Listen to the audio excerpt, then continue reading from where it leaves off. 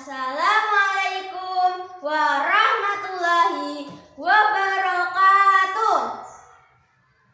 Yang terhormat para dewan juri dalam lomba MIC 2023 yang dimuliakan oleh Allah Subhanahu wa Ta'ala. Teman-temanku yang saya cintai, yang sedang berjihad dalam lomba MIC 2023. Mau kenal saya? Halo teman-temanku semua, perkenalkan namaku Alista. Saya kelas 5 SDN Banjenangan akan bercerita tentang kisah apa ya? Mau tahu? Kisah Nabi Sulaiman alaihissalam yang diambil dari buku Kisah Bergambar 25 Nabi dan Rasul karya dari Maulana Gibran.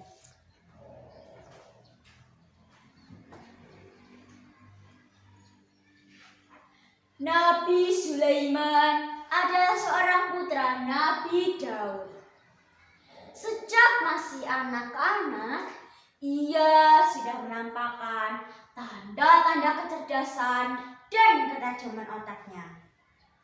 Suatu peristiwa yang menunjukkan kecerdasan dan ketajaman otaknya yaitu pada saat ia sidang peradilan yang ia turut menghadirinya. Dalam persidangan itu ada 2 orang laki-laki yang mengadu kepada Nabi Daud. Mengadili perkara sengketa kebun seorang laki-laki yang dimasuki kambing ternak yang membuat rusak pekarangannya. Dalam perkara sengketa itu, Nabi Daud memutuskan bahwa sebagai ganti rugi pemilik kebun, maka pemilik hewan ternak harus menyerahkan binatang peliharaannya kepada pemilik kebun. Tetapi Nabi Sulaiman yang mendengar usulan ayahnya dirasa kurang tepat. Nabi Sulaiman berkata, "Wahai ayahku, apakah tidak sebaiknya pemilik kebun diberi hewan peliharaan agar diambil hasil dan manfaatnya? Sementara pekarangan yang rusak diserahkan kepada pemilik hewan ternak agar dirawat kembali." Keputusan itu diterima baik oleh kedua belah pihak, dan orang-orang yang menghadiri sidang dibuat kagum dengan kecerdasan dan ketajaman otak Nabi Sulaiman.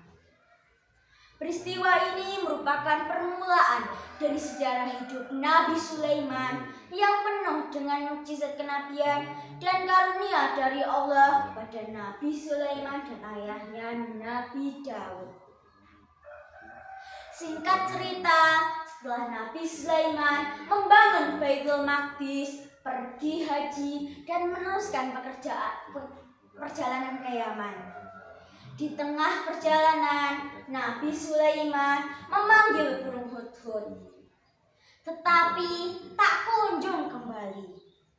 Tidak lama kemudian, burung hudhud pun hingga di depan Nabi Sulaiman dan berkata,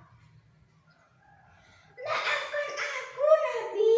Aku mengikuti Ratu Cantik memimpin negeri Saba, tetapi ia belum mengenal Sang Pencipta." Nabi Sulaiman berkata, "Terima kasih burung hud, dan kuutus untuk kau mengirimkan surat ini kepada Ratu Balqis." Sesampainya surat itu di kerajaan Ratu Balqis terkejut melihat isi surat tersebut berisi ajakan untuk menyembah Allah. Ratu Balqis pun mengumpulkan para penasihat istana dan memutuskan untuk memberikan hadiah kepada Nabi Sulaiman. Setelah itu, Nabi Sulaiman berkata pada utusan Ratu Balqis, "Bawalah kembali hadiahmu ini. karena Allah telah memberiku rezeki yang berlimpah.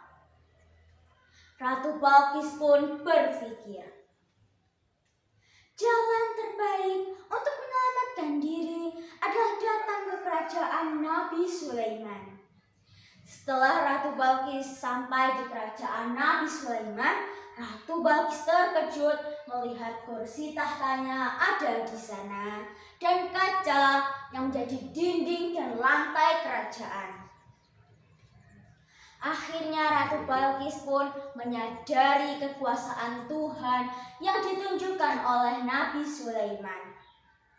Dan akhirnya Ratu Balkis pun mengikuti ajaran Nabi Sulaiman.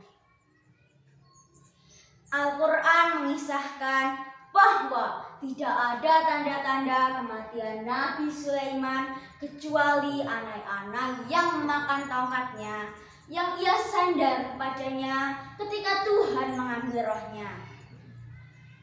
Para jin yang sedang mengerjakan bangunan atas perintahnya tidak mengetahui bahwa Nabi Sulaiman telah meninggal dunia, kecuali setelah mereka melihat Nabi Sulaiman tersungkur jatuh ke lantai karena tongkatnya yang dimakan rayap.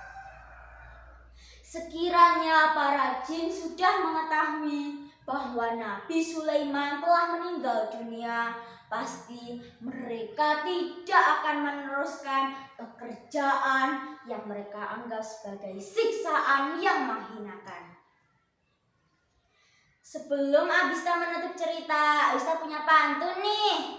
Jalan-jalan ke Pulau Sulawesi, tidak lupa membeli kemiri. Kalah menang urusan dewan juri, yang penting Abista tampil percaya diri.